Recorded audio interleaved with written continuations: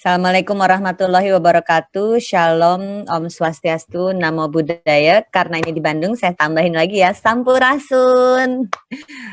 Bapak Ibu sekalian, nama saya Ligwina, Ligwina Hananto. Mungkin kesannya, wah Jawa banget atau Jakarta Selatan banget gitu ya namanya. Tapi sebetulnya tadi udah ada yang sempat nonton salah satu video stand up saya yang sangat viral, yaitu tentang Sunda Kendunya ya. Saya keluarga Bandung, bapak saya namanya Irawan Purwo, keluarga yang lama tinggal di daerah Dago. Ibu saya namanya Agustina Harjakusuma, boleh tolong dicek di Cimahi itu ada Jalan Raden Demang Harjakusuma di dekat kantor wali kota. Nah, itu leluhur saya. Kami keluarga Jalan Sultan Agung 11. Kalau ada yang tahu, Jalan Sultan Agung 11 itu rumah keluarga besar Harjakusuma. Tapi karena berjalannya waktu, kami udah nggak tinggal di Bandung, kami tinggal di Jakarta. Ibu bapak saya juga sudah pindah dari Bandung ke Jakarta, tapi masih ada kakak-kakaknya ibu saya yang tinggal di Bandung dan kakak-kakaknya bapak saya yang masih tinggal di Bandung. Jadi uak-uak masih ada di Bandung semuanya. Jadi saya juga orang Bandung, mau ngaku Sunda teh malu, soalnya yang Sunda ibu saya, bapak saya mah sebenarnya separuh Tegal, separuh Arab. Tapi karena kami sudah 4 generasi tinggal di Bandung, jadi kalau ngaku orang apa? Orang Bandung. Ya kalau orang Bandung bilangnya nggak Bandung ya, Bandung. Oke, saya SMA dulu di SMA Negeri 2 di Ciamplas, jadi sangat dekat dari RSHS, jadi cukup familiar.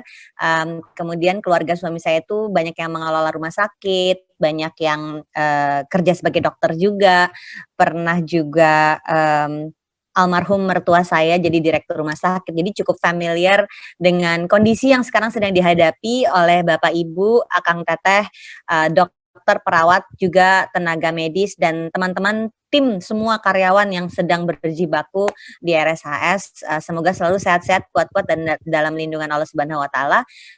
Mudah-mudahan apa yang saya sampaikan bersama saya dari Camp Financial yang hari ini datang dengan Bank Mandiri bisa membantu ikut menyukseskan kesehatan kita. Jadi kita nggak cuma sehat fisik, sehat mental, tapi juga sehat finansial. Baiklah, ini adalah disclaimer dari kami sebagai trainer. Jadi kami bukan financial planner, tugas kami di sini adalah sebagai financial trainer. Tugas kami adalah membuat Anda semuanya paham dan terinspirasi. Kami tidak akan merekomendasikan produk, tapi kami akan dengan senang hati mendiskusikan soal kelebihan dan kekurangannya sehingga Bapak Ibu bisa memilih produk yang diinginkan apa. Tentu saja selalu ada resiko dari setiap keputusan keuangan yang akan kita ambil. Oke, mari kita mulai. Ini yang sedang kita hadapi di Indonesia, yaitu resesi. Selamat datang buat yang baru pada hadir.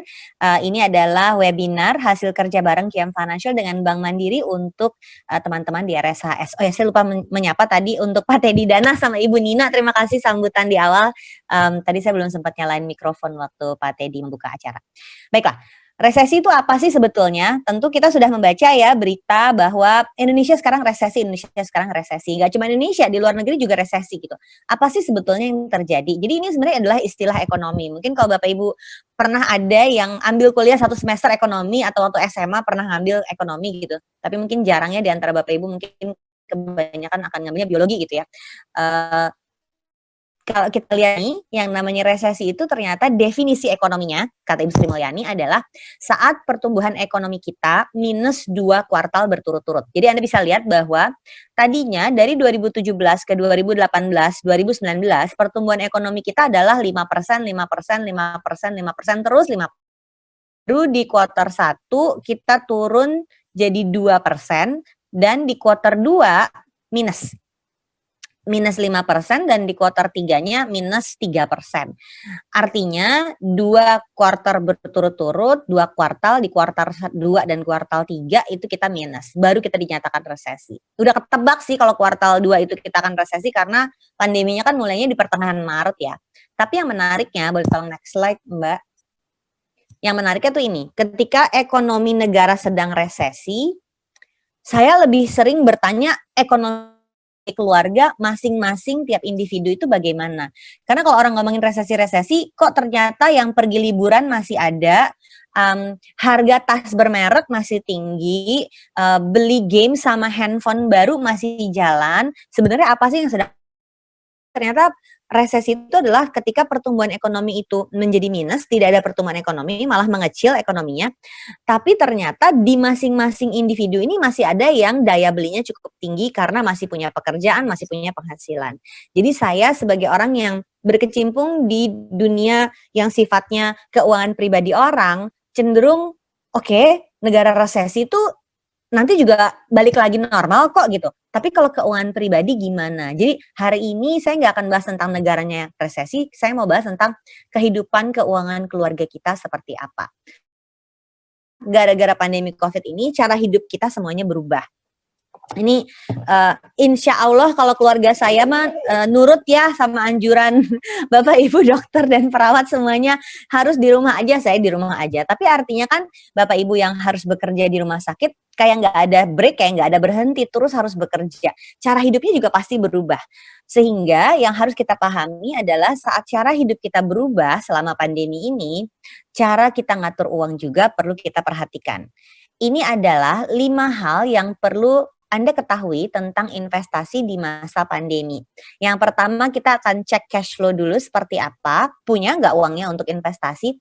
Yang kedua kita akan memikirkan tentang dana darurat itu apa. Yang ketiga kita akan tentukan dulu langkah investasi yang benar, diantaranya ada tentang tujuan finansial. Yang keempat jika investasi kita minus kita harus bagaimana, dan yang terakhir nih investasi dulu apa nabung dulu ya, yang mana yang harus kita jalankan duluan.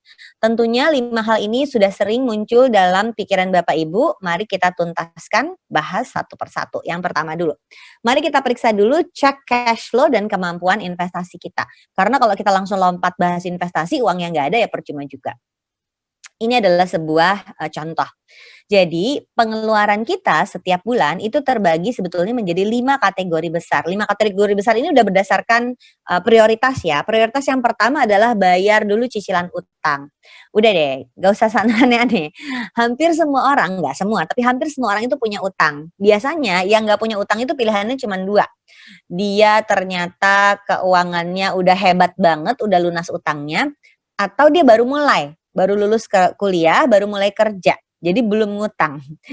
Sebagian besar orang tuh akan ada di fase di mana dia akan ngutang. Entah dia cicil rumah, cicil motor, cicil mobil, cicil tanah, dan lain sebagainya.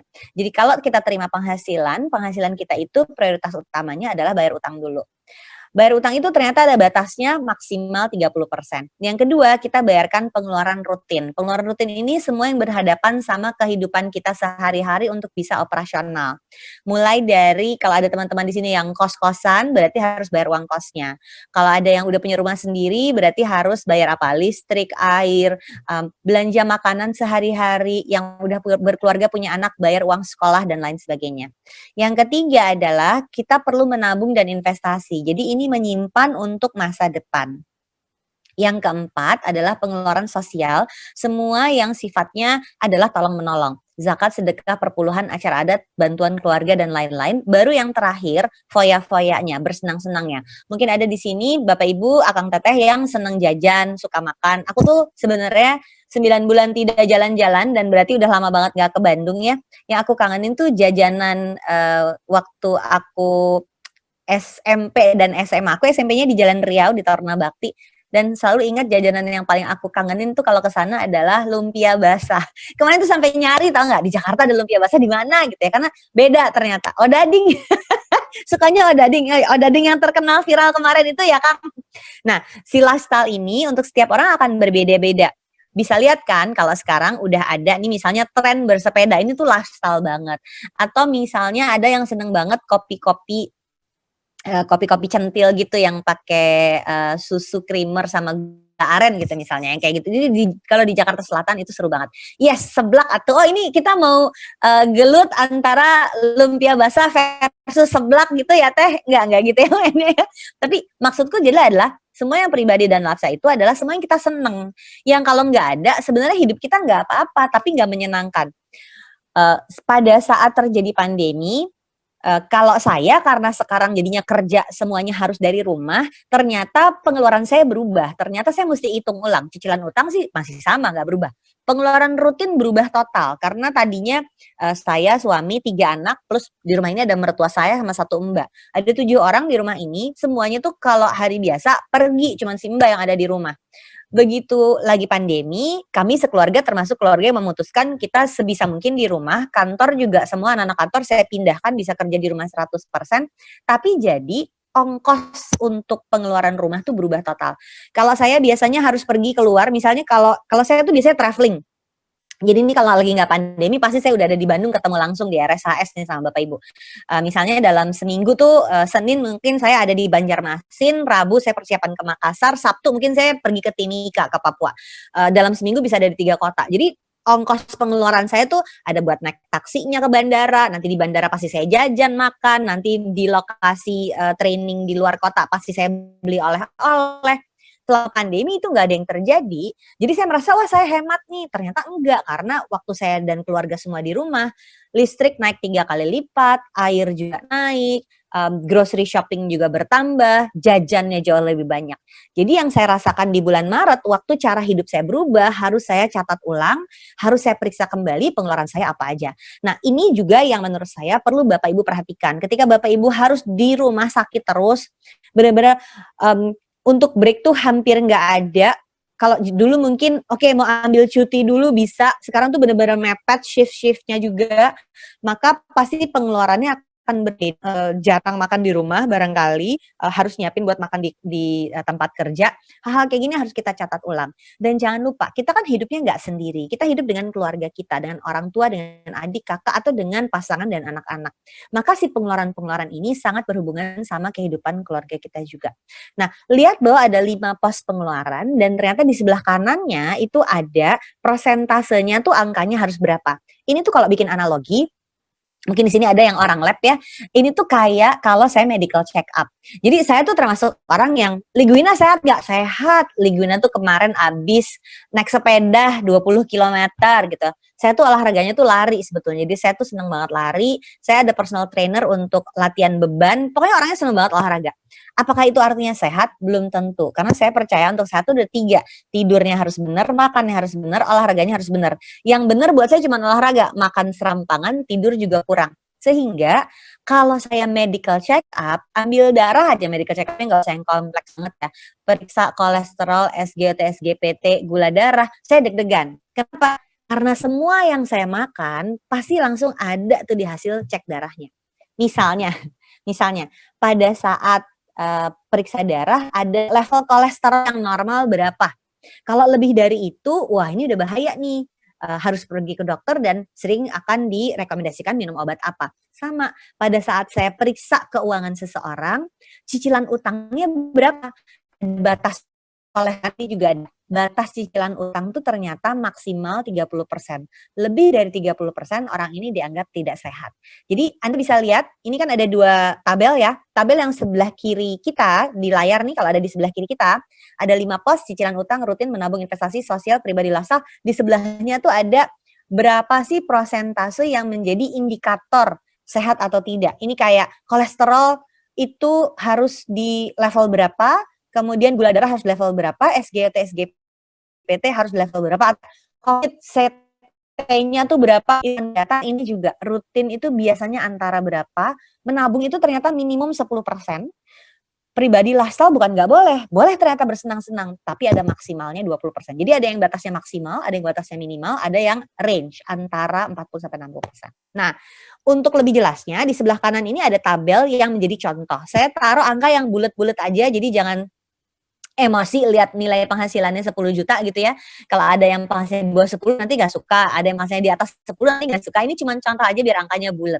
Kenapa? Karena ini saya mau melihat persentasenya. Contohnya, kalau cicilan utang itu 2 juta dan penghasilan dia 10 juta, ternyata ini artinya cicilan utangnya 20% dari 10 juta. Lihat ke sebelah kiri bahwa cicilan utang itu maksimal batasnya 30%. Berarti contoh skema pengeluaran ini, orang ini cicilan utangnya dalam batas normal 20%.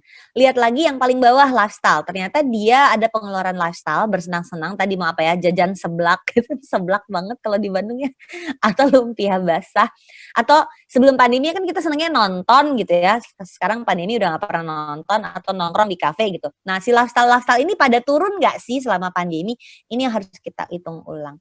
Jadi Bapak Ibu punya PR sebetulnya. Kalau mau lihat kondisi keuangannya sehat atau tidak, kita perlu melakukan financial check-up yang caranya adalah bikin catatan keuangan seperti ini. Kalau pengen tahu kondisi kesehatan kita sehat atau tidak, perlu melakukan medical check-up rutin yang dapatnya adalah dari hasil data di dalam badan kita untuk diperiksa. Ini contoh menurut saya yang paling gampang analoginya financial check-up, kira-kira mirip dengan medical check-up. Lanjut. Nah, ternyata hidup kita itu soal gaya hidup dan menyusun prioritas. Jadi ada cara hidup versus gaya hidup, ini yang harus kita perhatikan. Sementara untuk menyusun prioritas itu adalah tidak perlu membeli karena murah saja dan tidak perlu mengambil hanya karena gratis. Jadi kita mesti cari yang tengah nih, yang balance nih apa sih pada saat kita ngitung cara hidup sama gaya hidup. Artinya gini loh, financial planning itu bukan berarti harus enggak boleh shopping-shopping, enggak. Jangan lupa bentar lagi kita mau ada 12 ya. Sekarang tuh udah tanggal berapa? Oh my god, sekarang udah tanggal 10. Berarti 2 hari lagi. Iya, Neng Fani betul sekali. Shopee sale 12 adalah godaan. Bukan enggak boleh, tapi kalau buat saya hitung, sediakan anggarannya dan tahu batasnya. Dengan begitu, saat mau shopping gila-gilaan, itu tidak akan mengganggu dana darurat, dana pendidikan anak, dana pensiun dan lain sebagainya. Lanjut. Oke, ini adalah financial check yang sudah bahas. Dokumennya itu biasa terdiri dari 2. Dokumen yang pertama namanya dokumen neraca. Nggak usah bingung kalau ngelihat tabel kayak gini, saya jelaskan aja bahwa dokumen neraca itu adalah daftar harta dan utang kita apa aja. Jadi kadang orang tuh nggak sadar, karena nggak pernah dituliskan, saya tuh punya apa aja. Pertama kali saya belajar mengisi formulir kayak gini, saya tuh merasa, hey ternyata enak ya bisa lihat. Saya tuh udah kerja berapa tahunnya apa aja. Dan ini berlaku untuk Bapak Ibu dokter, Bapak Ibu perawat, juga Bapak Ibu yang kerja di rumah sakitnya sebagai tim support. Karena berapapun penghasilan kita, kalau tidak di-manage dengan baik, si daftar di neraca ini yang akan teriak sama kita dan bilang, hey uang kamu tuh kemana aja. Jadi ini menurut saya adalah sebuah dokumen yang menghalangi saya untuk jadi sombong. Kenapa? Ketika saya harus mengakui daftar harta, ternyata saya juga harus mengakui daftar utang. Jadi akang teteh sekalian gak bisa sombong. Rumah harganya berapa rumah? 1 miliar, tapi KPR-nya 980 juta. Jadi kekayaan bersihnya berapa? 1 miliar kurang 980 juta. Jadi kekayaan bersihnya cuma 20 juta loh. Ini tuh menghentikan, karena jadi sadar diri betul kemampuan kita seperti apa. Ada orang yang pada saat, saya baru mau bilang nih ke Teh Leni, ada orang yang pada saat mengisi formulir neracanya jadi minus. Nah, yang kayak gini, kami menyebutnya bukan klien, tapi pasien. Harus terapi supaya sehat. Sebelah kanan, arus kas. Jadi kalau neraca itu kayak foto ya, kita foto, cekrek gitu. Oh ternyata Pak Dokter nih udah punya apa aja, oh ternyata Bapak perawat nih udah punya apa aja, oh ternyata Ibu Dokter nih udah punya apa aja. Itu foto per tanggal 31 Desember punya apa aja. Kalau yang arus kas itu kayak video. Jadi bener-bener direkordnya lama kayak video. Bulan ini gajian, terus dari tanggal 1, terus tanggal 2, tanggal 3, tanggal 4, tanggal sampai tanggal 30 tuh pengeluarannya kemana aja. Yang tadi saya udah sebutkan, penghasilan dan pengeluarannya ada yang di 5 pos tadi. Cicilan utang, pengeluaran rutin, menabung investasi, pengeluaran sosial tolong menolong dengan sesama, plus pengeluaran lifestyle. Yuk lanjut. Nah, financial check-up ini perlu dilakukan berkala, minimum 1 tahun sekali, dan untuk bisa melihat sehat atau tidak, kayak tadi ada level kolesterolnya berapa, SGOT-nya berapa, gula darahnya berapa, atau kalau yang sekarang paling sering cek adalah COVID-19 gitu ya, kayak apa. Nah, rasio dalam keuangan juga ada, sebenarnya ada banyak rasionya, saya di sini cuma kasih 3 contoh aja, yaitu rasio likuiditas, rasio cicilan, dan rasio menabung. Rasio likuiditas itu minimal 4 kali. Jadi kalau kita punya uang cash, begitu itu dicairkan semua, kita bisa hidup untuk berapa bulan. Jadi kalau 4 kali berarti bisa hidup untuk 4 bulan. Kalau rasio cicilan yang tadi saya sudah sebutkan maksimal 30% dan rasio menabung minimum 10%. Selanjutnya, kita udah bahas cash flow tadi, Jadi sebelum lompat ke investasi, Bapak Ibu perhatikan dulu si langkah yang pertama tadi, harus sehat. Karena kalau sehat berarti kita udah bisa lanjut ke investasi. Tapi kalau belum sehat, tadi disebutnya bukan klien tapi pasien ya. Jadi pasiennya harus terapi dulu, harus pengobatan dulu. Pasien kritis. Nah menariknya nih Bapak Ibu, kalau di keuangan tuh nggak ada yang critical illness tuh nggak ada, pasti ada jalan keluarnya. Beda sama di kesehatan gitu ya, yang udah irreversible condition gitu ya. Nah kalau ini enggak. Tapi ya betul, mungkin ini jadi pasien rawat, udah nggak bisa rawat jalan, mungkin udah harus rawat inap. Yang kedua adalah kita mau membahas tentang dana darurat. Kalau udah punya uangnya, oh ternyata bisa nih Teh, bisa nabung 10% dari penghasilan. Jumlahnya nggak banyak yang ditabung, tapi ada kok uangnya. Oke, apa yang harus kita lakukan dengan uang kita kalau kita udah punya uangnya? Karena ini lagi musim pandemi, jadi buat saya nomor satu yang harus kita siapkan adalah dana darurat. Saya udah ngomongin dana darurat dari tahun 2003. Zaman dulu ini Teh nggak menarik sama sekali. Kenapa? Karena dana darurat itu basi, cuman disimpan doang, nggak boleh diapa-apain. Tapi selama pandemi banyak sekali orang yang penghasilannya terganggu. Jadi ada orang-orang yang kena PHK ekstrim ya, langsung nggak punya pekerjaan. Ada orang-orang yang memang bisnisnya tiarap.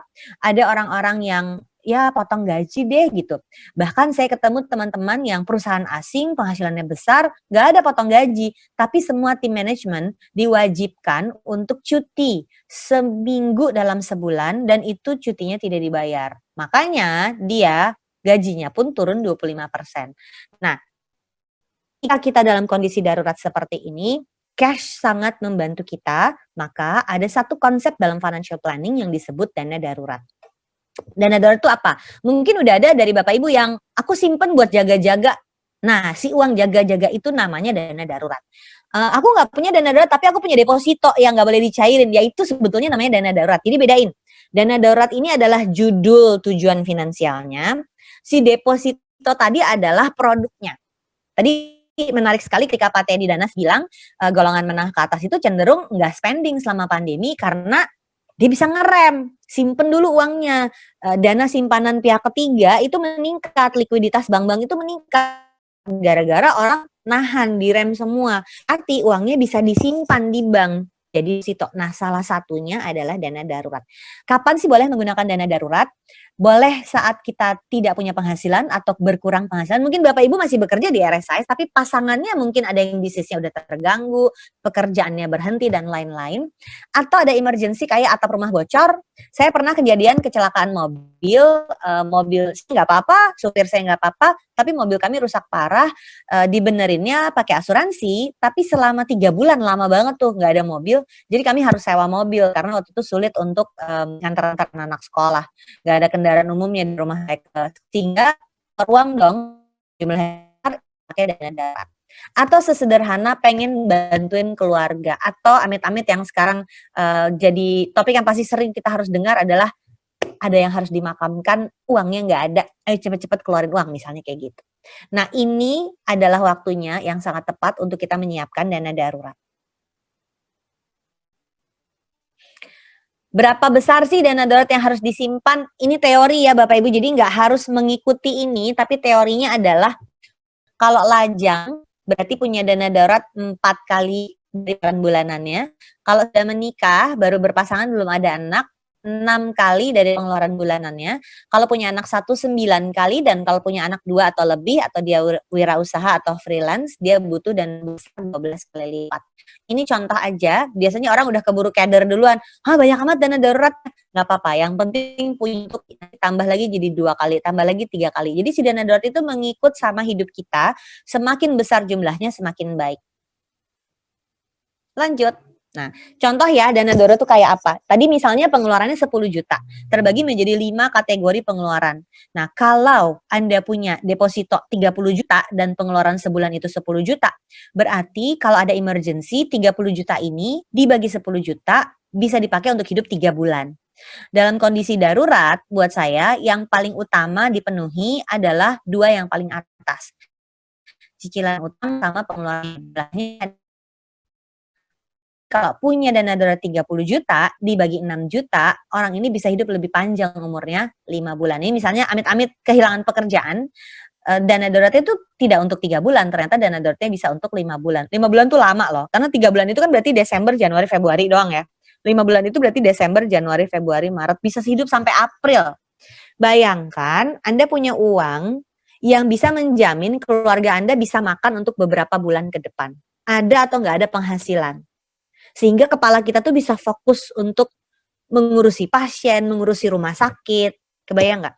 Nah, ini sebetulnya manfaat psikologis yang ada pada saat duitnya ada kok. Jadi kepala kita bisa dipakai untuk memikirkan yang lain. Apa ya istilahnya? Stabilitas finansial. Nah, stabilitas finansial ini ternyata salah satu faktor yang sangat membantu untuk karyawan bisa fokus pada pekerjaannya. Lanjut.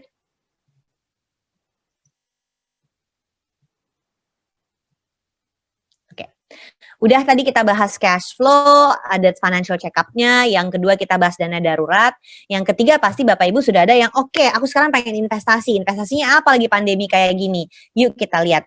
Ada 3 langkah untuk menetapkan investasi. Yang pertama adalah menetapkan tujuan finansial, yang kedua adalah tahu profil risiko investasi, dan ketiga memilih produk yang sesuai. Tentu saja saya nggak akan bikin rekomendasi harus investasi kemana, karena itu bukan ranah saya, tapi ini adalah contoh. Jadi ini contoh ya, ini bukan rekomendasi ya. Di sini saya mau menunjukkan bahwa Bapak Ibu perlu dulu menyusun financial journey atau tujuan finansial kita untuk hidup itu seperti apa, dan ini setiap orang akan berbeda-beda. Kebayang ya, kalau kita ini sedang tidak pandemi, saya mungkin sama Bank Mandiri udah pergi loh ke RSHS dan kita kumpul gitu di salah satu ruangannya atau di hotel terdekat gitu dari RSHS untuk kumpul ngobrol. Ini ya Bapak Ibu, saya mau jelasin materi. Nah, materi ini sebenarnya enaknya tuh dijelaskannya tuh tatap muka, nggak kayak gini. Caranya gimana? Nih, ini kasih lihat ya. Saya punya kertas kecil ini, post-it note yang biasanya saya pakai. Kemudian biasanya peserta saya minta untuk menuliskan di sini. Apa tujuan finansialnya Bapak Ibu? Misalnya anak saya yang paling besar udah kuliah, maka saya perlu anak S1 misalnya 100 juta. Dalam waktu 6 bulan misalnya. Nih, nggak kelihatan ya? Kurang kelihatan. Pokoknya ditulis gitu ya, di post-it note kayak gini. Habis itu biasanya saya akan membagikan selembar kertas gini, kemudian si post-it note-nya kita tempel-tempel. Kira-kira gambarnya bentuknya kayak yang Bapak Ibu lihat ini. Ini silakan jadi mau di screenshot, dicontek, nanti materinya juga akan dibagikan, bagikan ya materinya Mbak Rika ya. Kemudian nanti ini Bapak Ibu bisa kerjakan sendiri di rumah. Bikin kertasnya, kertas HVS biasa, dibagi jadi 4 slot. 4 slot ini adalah 4 jangka waktu. Ada jangka waktu pendek di bawah 5 tahun, ada jangka waktu menengah antara 5 sampai 10 tahun, ada jangka waktu panjang di atas 10 tahun, di atas 15 tahun. Nah, kemudian kita menuliskan tujuan finansial kita. Misalnya, dana darurat dalam 2 tahun pengen punya berapa? Kurban pengen punya berapa? Anak masuk SMP pengen punya berapa dalam berapa tahun? Jadi kadang-kadang orang tuh suka cuman pengen punya rumah ya, nggak dijelasin beli di mana, mau berapa lama lagi, jumlah rupiahnya berapa. Kalau buat saya secara spiritual, pada saat menuliskan tujuan, jangka waktu dan nilai, itu tuh kayak nawaitu gitu kalau buat saya. Saya berniat dulu.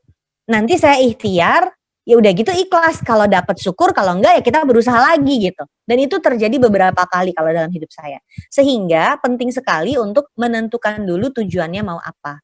Kenapa? Karena ternyata produk yang mau dipakai untuk mencapai tujuan-tujuan ini sangat berbeda-beda. Nah, menariknya adalah ada tujuan jangka pendek yang paling kiri nih di bawah 5 tahun yang produknya tentu saja harus produk yang risikonya rendah seperti tabungan, deposito, reksadana pasar uang. Nah, buat Bapak Ibu sekalian tentu saja tinggal mampir aja ke cabangnya Bank Mandiri yang ada di RSHS dan langsung tanya-tanya aja di situ tentang tabungan, deposito, dan reksadana pasar uang. Ada salah satu produk reksadana pasar uang yang Mandiri yang saya udah pakai dari lama banget, itu namanya Mandiri Investasi, singkatnya MIPU, NIPU. Nah, itu dikelolanya oleh manajer investasi yang anak perusahaannya Bank Mandiri. Jadi pasti di Bank Mandiri juga ada. Nah, ini menarik karena ternyata orang suka, aku mau investasi. Padahal untuk tujuan finansial jangka pendek, kita perlu rem, pelan-pelan jalannya supaya nggak kelewat. Analogi saya sering kayak gini. Kalau saya dari Jakarta mau ke Bandung, saya akan lewat tol. Nah, kalau udah jelas tujuannya di Bandung itu mau ke RSHS, berarti di Pasteur kan, berarti yang saya harus lakukan adalah saya harus naik tol dari Bandung, misalnya saya bawa mobil sendiri, tapi saya harus tahu exit tolnya yang mana. Ya dong.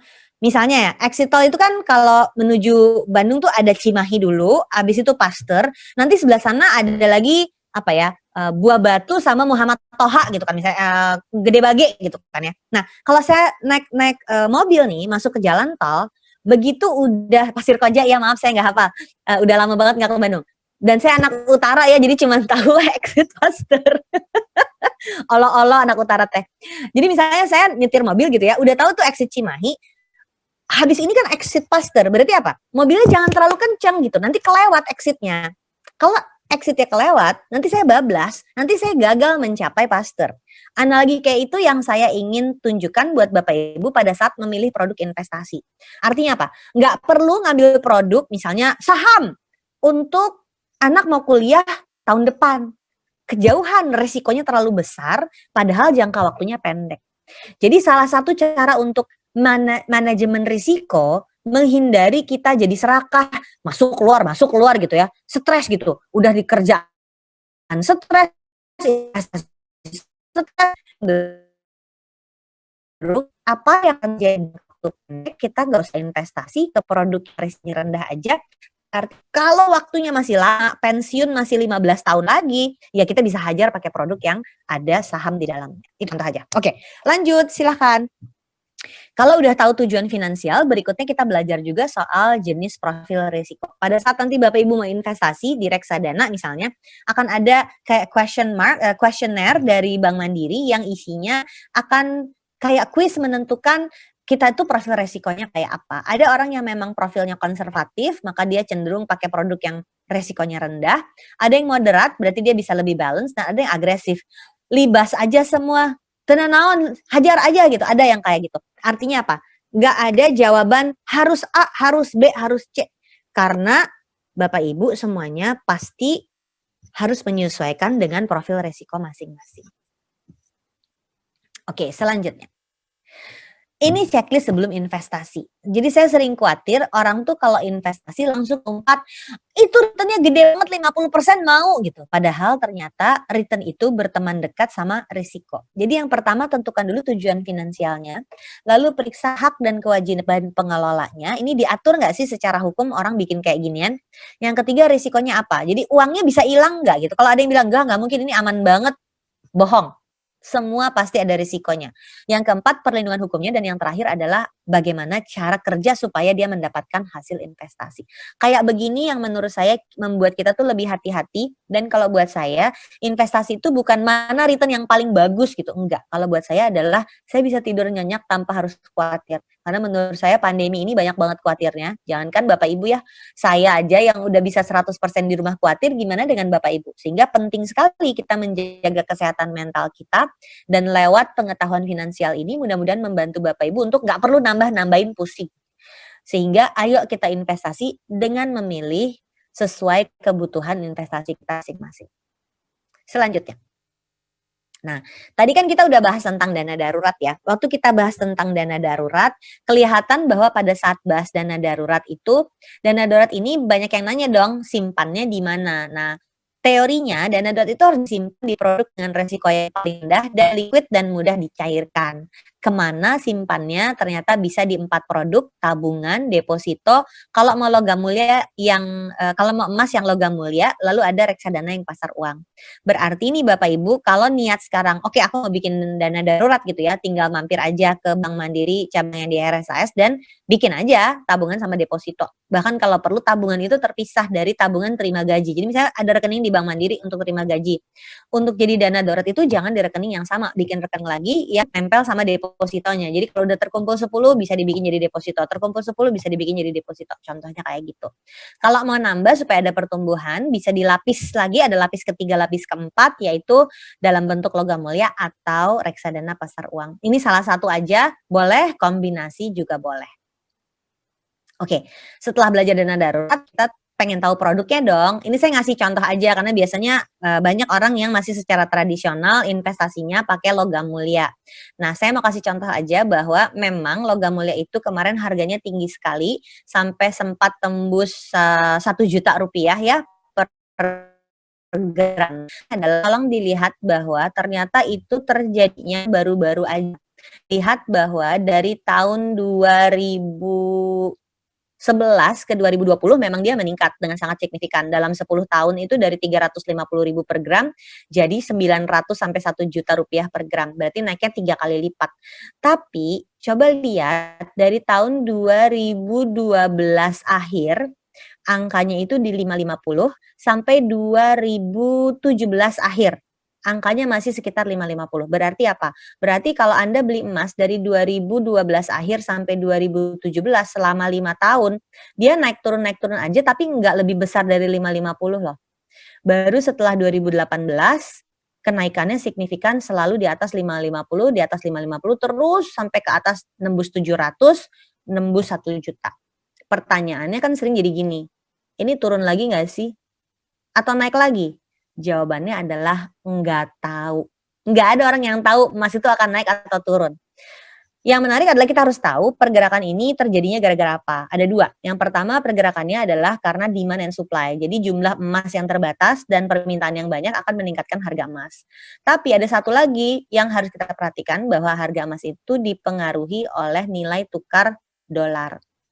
Jadi ya, dalam waktu panjang 10 tahun emasnya naik. Tapi ternyata ada periode dia stagnan aja pertumbuhannya, sideways aja selama 5 tahun. Maka kalau Bapak Ibu ada yang mau beli emas, saya biasanya menyarankannya beli emasnya sedikit-sedikit lama-lama menjadi bukit, jangan langsung ngumpulin 100 juta jebret langsung beli, karena kalau total nilainya turun, angkanya akan minus. Yang kedua, kalau tidak untuk dana darurat, jadi kalau untuk dana darurat saya beli emas nggak saya jual, simpan aja kan dana darurat. Tapi kalau ternyata ini maksudnya adalah untuk investasi misalnya buat naik haji atau mau kuliah anak 5 tahun lagi, jangan hanya beli untuk 1-2 bulan, 1-2 tahun. Harus dipakai untuk waktu yang lebih lama, di atas 5 tahun. Nah, selanjutnya saya mau menunjukkan perbandingan reksadana saham dengan indeks harga saham gabungan. Jadi, salah satu produk yang returnnya paling tinggi di pasar modal itu adalah reksadana saham dan indeks harga saham gabungan atau saham langsung. Kalau di sini dari 2009 ke 2019 kelihatan bahwa indeks harga saham gabungan dan reksadana saham itu meningkat terus nilainya. Tapi berarti sekarang lagi dalam kondisi kalau sekarang udah naik lagi ya, udah hampir 6.000 ya kemarin IHSG 59 sekian. Tapi waktu di awal pandemi dia minusnya lumayan, minusnya sampai 30%. Artinya ini memang bukan produk yang buat dipakai sebentar-sebentar aja, ini memang produk yang mau dipakainya untuk jangka waktu sangat panjang. Jadi kalau ada yang, aku tertarik saham sama reksadana saham, tidak untuk waktu 1-2 bulan, tapi memang untuk jangka waktu yang lebih panjang dari 10 tahun. Oke, sekarang kalau minus gimana? Nah, gimana kalau saya udah setor investasi tapi minus melulu? Biasanya kita bikin checklist. Investasi yang minus itu untuk tujuan finansial yang mana?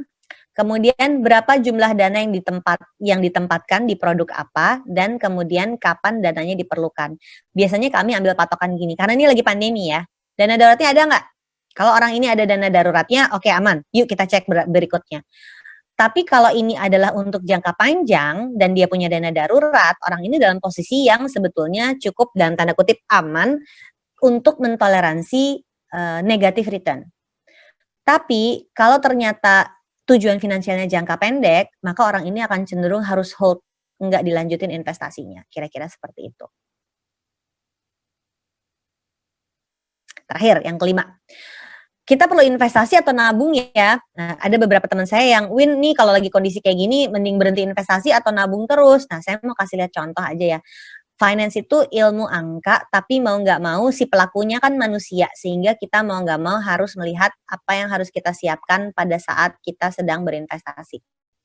Saya mau minta Bapak Ibu untuk mengecek ulang rencana keuangan, dan karena ini finance maka ada angkanya. Misalnya kalau anaknya baru umur 1 tahun dan dia akan kuliah dalam waktu 17 tahun dari sekarang, nilai untuk dana kuliahnya misalnya 500 juta dalam 17 tahun nih, ini kuliah swasta di Jakarta ya, kalau di Bandung nggak sebesar ini, maka ini dalam 17 tahun, jadi udah dengan investasi 10%. Pilihan investasinya adalah 2,5 bulan dengan menabung aja, ditabung pakai, kalau di Mandiri tuh namanya apa ya, tabungan rencana nih, misalnya bikin tabungan rencana, terus didebit tiap bulan 2,5 gitu. Atau investasi di produk setara reksadana saham misalnya, Mandiri juga ada ini reksadana saham dengan nilai kira-kira 853.000 per bulan. Nah, bisa dibayangin nggak waktu di awal pandemi itu minus. Jadi kalau kita masukin 853.000, turun tinggal 700. Setelah 853, turun lagi 700. Setelah lagi, jadi kayak masukin air ke ember bocor. Jadi banyak banget orang yang, Win, kalau lagi pandemi gini terus pasar saham minus, masih perlu dilanjutin apa enggak? Apa aku nabung aja dulu? Nah, jawabannya sebenarnya gini. Pilihannya untuk mencapai tujuan finansial. Tadi kan ini kita mau investasi berdasarkan tujuan ya.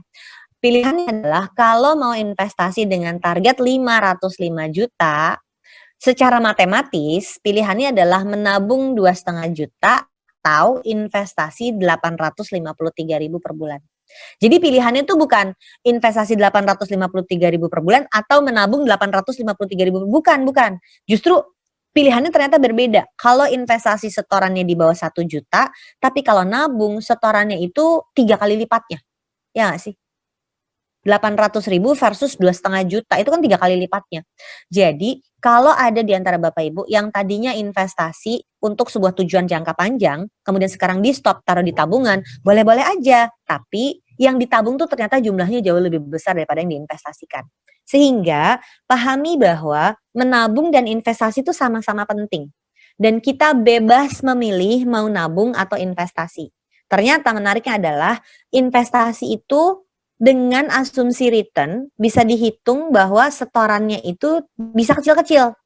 Sementara kalau kita menabung dengan asumsi returnnya rendah dan produknya lebih secure, kelebihannya kan kalau menabung dilindungi LPS, nggak minus, tapi dia nggak bisa lawan inflasi.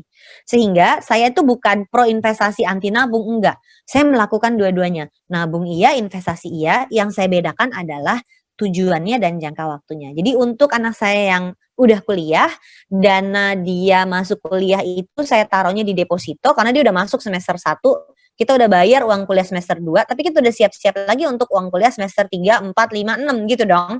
Nah, menariknya adalah untuk dia kuliah itu kita udah simpan di deposito dan reksadana pasar uang, tapi anak saya yang bungsu, yang paling kecil, dia baru kelas 4 SD. Nah, buat dia kuliah, pakai produk yang resikonya tinggi, setorannya lebih kecil-kecil dibandingin kakaknya.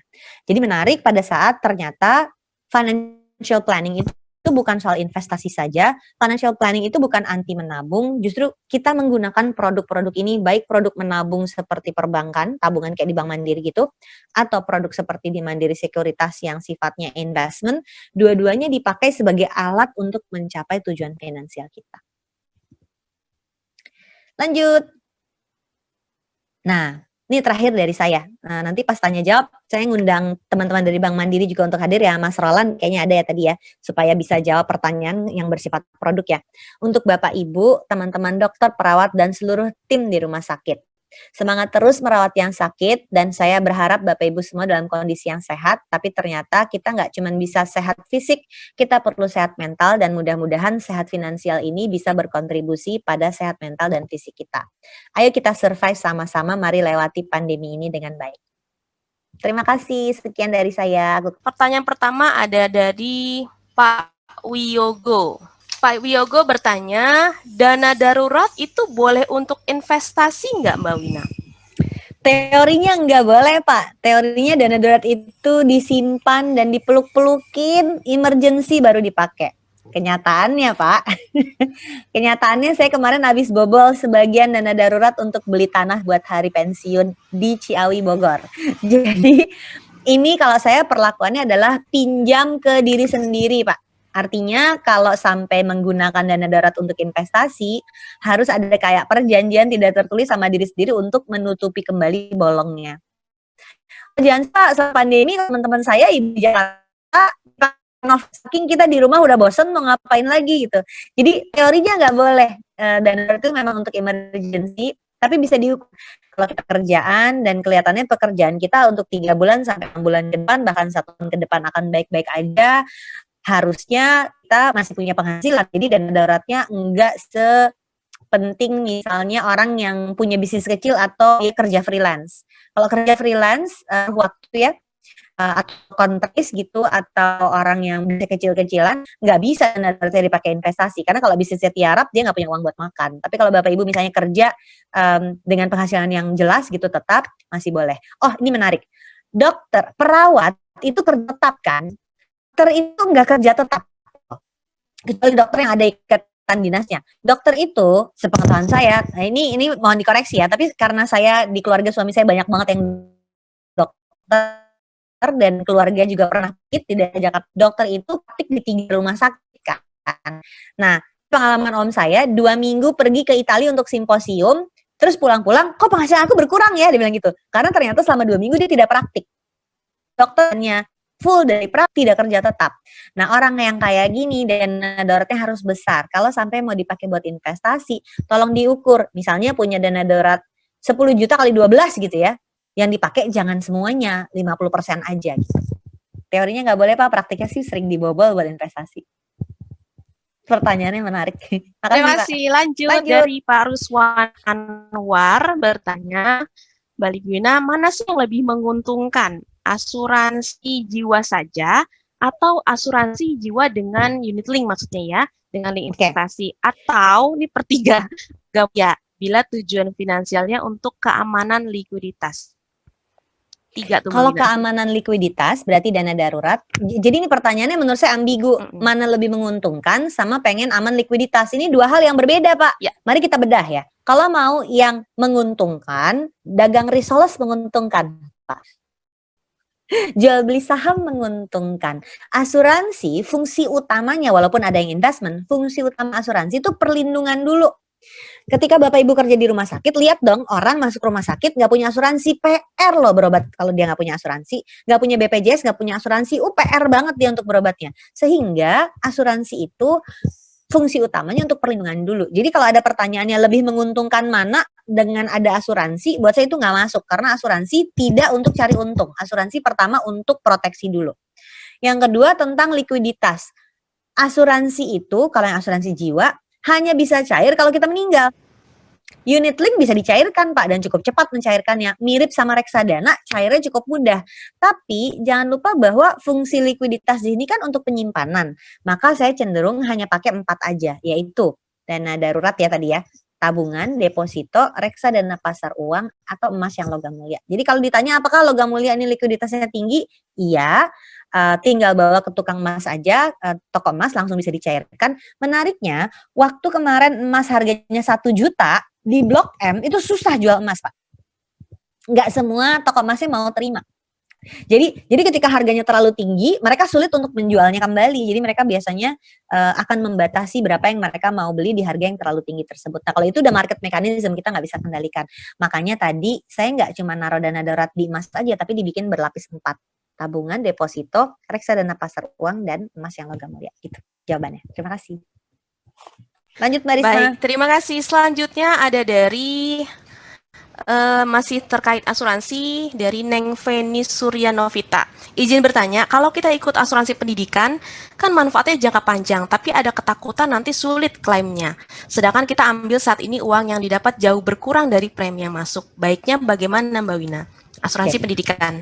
Untuk dana pendidikan, saya cenderung tadi prinsipnya, konsepnya kalau di kami, hitung dulu kebutuhan dana pendidikannya berapa, habis itu baru produknya menyesuaikan. Jadi kalau Mbak udah bisa ngitung, oh kebutuhan dana pendidikannya 10 juta, terus produk yang kita pegang, baru ilustrasi, cuman ngasih 7 juta, berarti dia sebelum terjadi juga udah menjamin kurang. Ya jangan pakai produk yang kayak begitu. Maka cari produk yang secara ilustrasi aja nyampe. Kalau targetnya 10, ya ilustrasinya harus nyampe 10 dong gitu. Waktu kejadian di dunia nyatanya belum tentu dapat 10 karena kan kondisi pasar berubah-ubah. Tapi kalau ilustrasi aja dia udah nggak nyampe target, berarti dari awal udah pasti nggak nyampe dong gitu. Maka kalau saya tadi cenderung lihat tadi ada kertas yang panjang tadi ya. Dibagi dulu berdasarkan jangka waktu di bawah 5 tahun, 5 sampai 10 tahun, dan di atas 10 tahun atau di atas 15 tahun. Terus anaknya umur berapa? Kita masukin tuh di kertas tadi pakai post-it note kecil-kecil. Anaknya masuk SD berapa tahun lagi, SMP berapa tahun lagi, SMA berapa tahun lagi. Habis itu baru kita tentukan jangka waktu pendek, nggak usah aneh-aneh, nabung biasa aja. Tapi jangka waktu panjang baru kita pakai produk yang setara dengan saham atau reksadana saham. Dengan begitu kita bisa monitor lebih mudah mana tujuan finansial yang bisa tercapai tanpa ada resiko, nabung biasa aja nyampe. Kebayang nggak? Ilustrasinya tuh gini, anaknya udah TK, 2 tahun lagi masuk SD, terus kita bikin misalnya tabungan rencananya Bank Mandiri. Begitu masuk, terus kita setorkan rekening gajiannya kan di Mandiri gitu ya, payroll. Masuk dari rekening langsung debit masuk ke rencana, debit masuk ke tabungan rencana. Dalam 2 tahun, keterima tuh SD angkanya. Bukankah kita tenang ya? Untuk SD udah beres.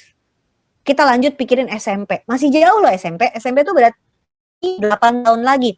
Ini udah bisa pakai produk investasi kan.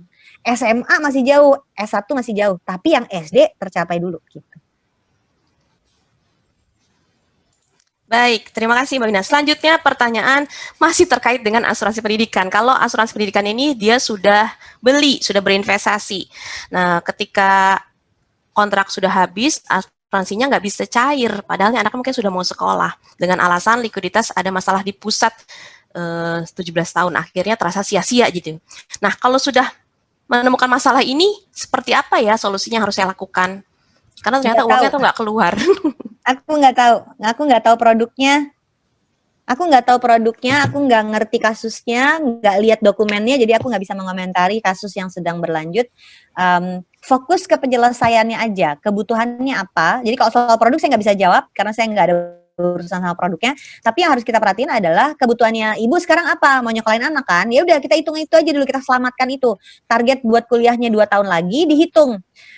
Emang berat ya kalau misalnya uang kuliah 100 juta harus tercapai dalam 2 tahun. Tapi jangan lupa kuliah itu minimum berapa sih di Indonesia tuh 5 tahun kan, terbagi menjadi 2 semester. Ya udah kita fokus aja dulu, bisa mencapai semester 1, semester 2, bisa mencapai semester 2, semester 3, lanjut lagi semester 4, semester 5, lanjut lagi semester 6, semester 7, gitu caranya Bu. Dengan begitu kita jadi tahu untuk uang kuliah tahun pertama udah beres, untuk kuliah tahun kedua udah beres gitu. Tapi soal produk yang nggak bisa cair, saya nggak bisa komentar karena saya nggak tahu apa-apa tentang produknya. Oke, lanjut pertanyaan untuk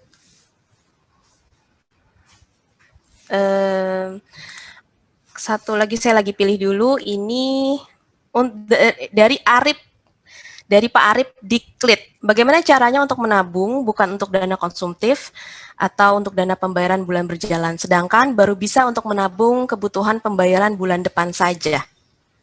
Gak apa-apa, satu-satu, sedikit demi sedikit, lama-lama menjadi bukit. Jangan dipikir orang-orang yang kalian lihat sukses dan uangnya bergelimpangan di mana-mana, tanahnya ada di mana-mana itu semua dilakukan dengan begini. Enggak, semua orang ada prosesnya. Aku selalu percaya kita nggak usah bandingin sama orang lain, fokus ke diri sendiri aja dulu. Jadi kalau gimana caranya, ya menabung dengan sigap gitu harus dilakukan sambil melihat gitu nanti rezekinya ada seperti apa. Yang menarik, saya sering ketemu orang gini, aku bisa nabung tapi cuma sedikit. Waktu gajinya naik, jumlah yang ditabung nggak nambah loh.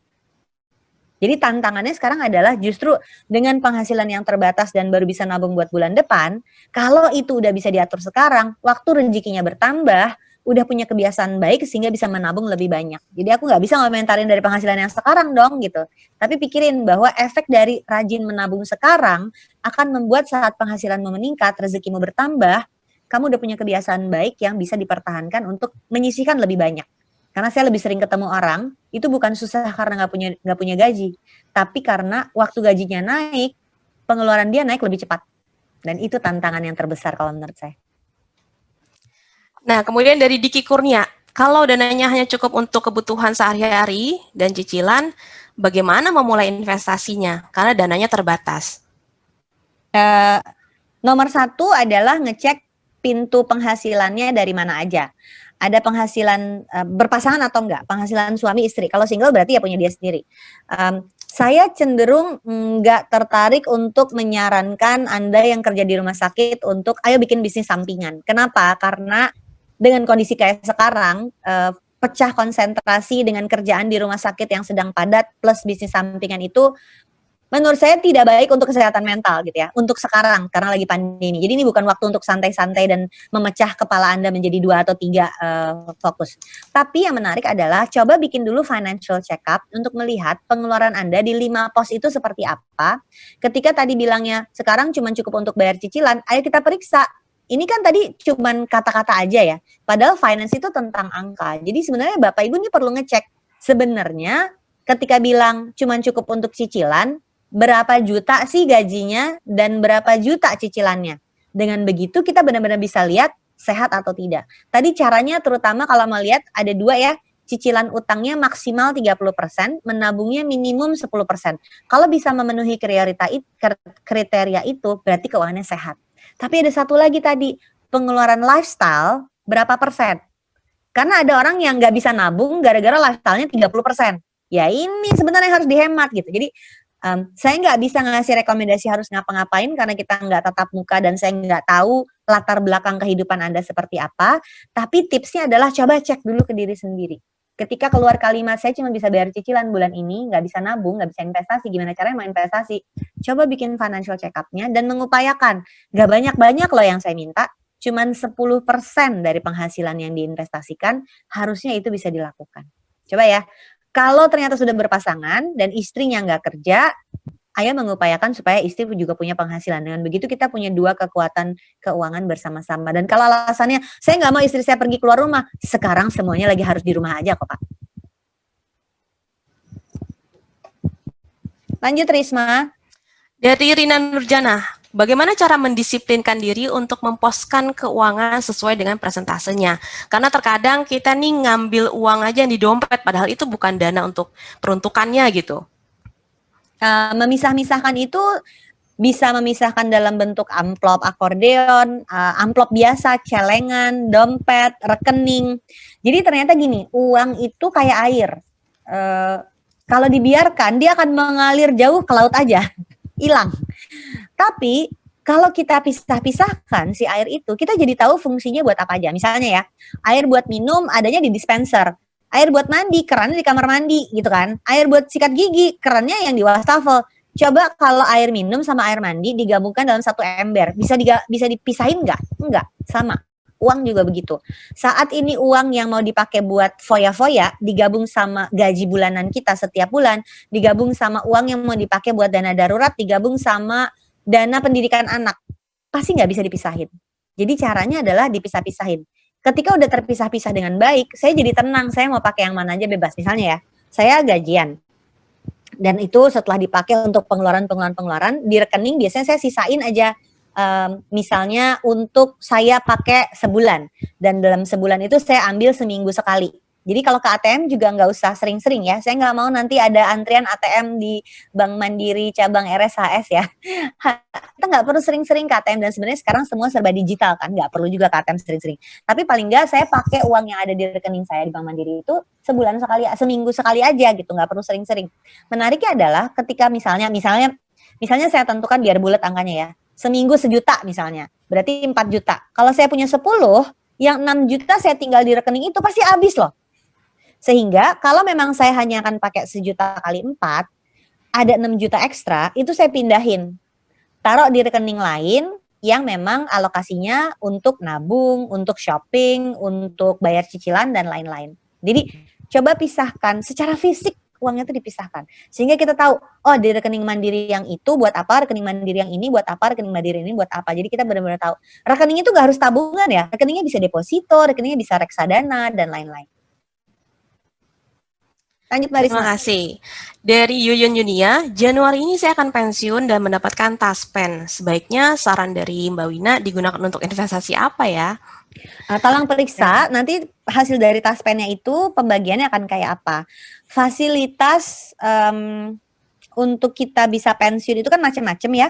Ada fasilitas kayak taspen, mungkin ada yang dapatnya BPJS Ketenagakerjaan, atau udah punya aset aktif. Aset aktif itu adalah bisnis properti surat berharga. Jadi sebetulnya saat kita pensiun, ada panjang sih daftarnya, saya nggak bisa jelasin hari ini, tapi nomor satu, Bapak Ibu kalau pensiun harus menghitung dulu biaya hidup pensiun sekarang berapa. Dengan catatan tidak punya pekerjaan lagi, kalau punya pekerjaan lagi lain cerita ya. Tapi kalau misalnya pensiunnya benar-benar berhenti dari bekerja, maka betul-betul harus menghitung pengeluaran bulanan kita saat pensiun berapa. Sangat aneh kalau kita tidak melakukan adjustment, kalau kita nggak melakukan penyesuaian, ya nggak sih? Tadinya punya penghasilan 10 juta, pengeluaran dengan nabung itu 10 juta, begitu nggak punya penghasilan tetap pengeluaran 10 juta, kan aneh gitu. Satu lagi yang saya sering sarankan untuk dibahas adalah anak-anak posisinya ada di mana. Kita orang Indonesia, jadi ada yang anak tetap tinggal sama orang tua, tapi dia udah kerja, jadi dia bisa, ayo dong kamu kan tinggal di sini juga, jadi kamu yang bayarin listrik ya, misalnya gitu. Tapi ada juga yang anaknya tinggal di rumah orang tua, tapi dia nggak ngapa-ngapain. Yang kayak gini tuh perlu kita arahkan untuk keluar dari rumah. Supaya apa? Supaya beban hidup orang tuanya untuk pengeluaran bulannya nggak terlalu berat. Jadi, kalau pensiun dari Taspen, jangan semuanya dipakai untuk bisnis, jangan semuanya dipakai untuk properti, jangan semuanya dipakai untuk beli surat berharga, tapi mesti dipecah supaya ada yang tetap deposito jadi dana darurat, ada yang bisa untuk 3 bisnis properti surat berharga tadi, namanya aset aktif supaya tetap menghasilkan, tapi nggak usah buru-buru ya Bu, dan pastikan Bapak Ibu pada saat pensiun itu semakin berhati-hati, karena pengalaman saya ketemu persiapan pensiun, ternyata begitu ada kata pensiun, ada banyak kayak apa ya, kayak semut menghampiri gula gitu. Karena menganggap nih orang duitnya bisa kita pakai gitu. Jadi akan ada saudara yang nggak kenal nawarin investasi, akan ada teman alumni mana yang tahu-tahu nawarin kesempatan berbisnis. Yang kayak gitu tolong hati-hati, kalaupun mau nyobain jangan pakai semua uangnya, harus sedikit-sedikit, karena gini, gagal investasi itu banyak sekali terjadi pada saat pensiun, jadi harus sangat berhati-hati. Oke, Bapak Ibu, ini mungkin pertanyaannya tidak bisa terjawab semua, tapi saya pilih yang mewakili Bapak Ibu pertanyaannya ya. Kemudian pertanyaan terkait dengan produk dari Bank Mandiri bisa tanyakan langsung ke cabang Bank Mandiri di Rumah Sakit Hasan Sadikin Bandung. Kita masih ada waktu 2 pertanyaan lagi ya Mbak Wina ya. 2 pertanyaan lagi. Pertama ini ada dari Pak Budi Rahadian. Izin bertanya, kalau memang utang adalah hal yang sulit dihindari nih dalam kehidupan kita sehari-hari kan. Demikian juga saat sudah berumah tangga, bagaimana tips mensiasatinya apabila dalam pandemi sekarang ini nih? Jadinya tips berutang gitu Mbak Wina, kesimpulannya. Oke. Berutang itu datang dengan tanggung jawab yang sangat besar untuk mengembalikan dan membayarkannya. Saya cenderung sekalian aja ngutang ke bank. Jangan ngutang sama teman, sama saudara. Kenapa? Karena bisa memutus tali silaturahmi. Jangan lupa bahwa utang ini, terutama buat yang beragama Islam, sampai kita udah di dalam liang kubur juga ditagih. Suka ada nggak yang datang ke pemakaman, waktu selesai ritual pemakaman, Pak Ustadznya akan tanya, apakah di antara handai taulan sekalian ada yang masih ada urusan utang piutang sama almarhum dan almarhumah, tolong hubungi ahli waris. Jadi jangan dianggap remeh, cuman ngutang 50.000 juga jangan dianggap remeh. Berapapun jumlahnya, kalau niatnya jelas itu utang harus diberes. Nah, menarik jadinya, penting sekali untuk tahu nomor 1 utangnya buat apa. Jadi harus ada temennya. Utang buat jadi rumah, utangnya buat mobil, jadi mobil, jelas kan gitu. Yang ngeri itu adalah utangnya di kartu kredit, perginya ke Carrefour gitu, terus ke Transmart gitu, ternyata akhirnya dipakainya cuma buat beli beras, beli telur, beli susu, nggak jadi apa-apa. Nah yang kayak gini bahaya sekali. Atau utangnya jadi barang elektronik yang nanti 5 tahun lagi juga nilainya udah nggak jelas, yang kayak gini tentu nggak sehat gitu. Jadi nomor 1 harus jelas utangnya buat apa. Artinya yang terbaik utang itu harus ada temennya. Temennya aset, bisa jadi bisnis, bisa jadi rumah, bisa jadi apartemen, bisa jadi tanah, bisa jadi kendaraan. Yang kedua adalah mampu bayar apa enggak. Jadi membayarkan cicilan rumah, membayarkan cicilan mobil, membayarkan cicilan elektronik sekalipun atau utang kartu kredit, ini kalau di total harus dibatasi tadi maksimal 30%. Makanya berhati-hati kalau ngutang, jangan segala-galanya diutangin. Boleh aja berarti harus, ini bisa menyebabkan kita nggak mampu nabung gara-gara kebanyakan utang. Jadi boleh ngutang tapi tolong kasih, sekali lagi tadi harus ada temennya jadi aset, yang kedua adalah mampu bayar cicilannya atau enggak. Kalau itu dipegang dengan baik, harusnya nggak ada masalah punya utang. Ya, selanjutnya pertanyaan terakhir, tadi Mbak Wina membahas tentang kartu kredit. Nah, Pak Ahmad Imron juga bertanya, bagaimana pandangan Mbak Wina tentang penggunaan kartu kredit? Perlu atau enggak sih punya kartu kredit? Aku pakai kartu kredit dan menariknya adalah kalau kita mau pakai kartu kredit berarti harus tahu cara pakainya. Nah, cara pakainya gini, kartu kredit itu ibarat kartu debit tapi bayarnya belakangan. Ya, jadi kalau mau pakai kartu kredit, saya terutama kartu kredit itu pakai untuk transaksi online atau waktu sebelum pandemi sering banget traveling kalau ngurusin tiket pesawat, ngurusin hotel, bahkan ke restoran, beli bensin pun saya pakai kartu kredit. Tapi jadinya saya tahu kalau saya berani gesek, saya berani bayar. Jadi kalau saya gesek 1 juta, saya punya uangnya di tabungan untuk bayar 1 juta. Kalau saya gesek 10 juta, saya punya uangnya untuk bayar 10 juta. Karena kalau kita telat bayar atau bayar hanya minimum payment, itu kita akan kena bunga dan bunganya cukup besar. Sementara sepengetahuan saya, investasi-investasi yang tersedia dan aksesnya mudah untuk kita pegang, itu nggak ada yang bisa returnnya mengalahkan bunga. Jadi jangan main-main sama kartu kredit. Ini bukan musuh, ini teman yang sangat menyenangkan dan mudah untuk dipakai. Tapi ya itu, kita harus tahu kapan cara pakainya dan kalau berani gesek, siap untuk bayar juga. Nah, itu tadi semua pertanyaannya sudah dijawab sebagian oleh Mbak Wina. Bapak Ibu,